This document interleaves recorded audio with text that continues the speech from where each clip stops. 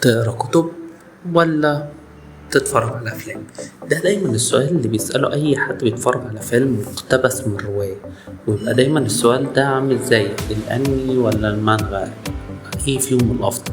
ودايما بتبقى اجابة السؤال ده انت بتحب التفاصيل ولا بتحب تتفرج.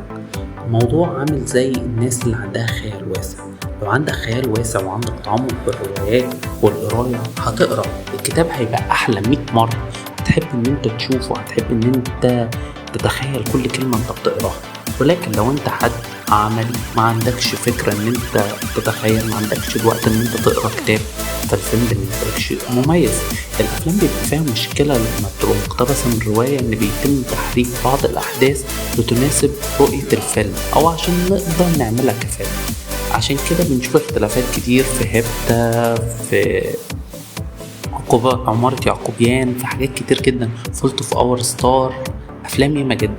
وده اللي بيخلي دايما في اختلاف بين الرواية والكتاب. وده ياخدنا لسؤال مهم جدا: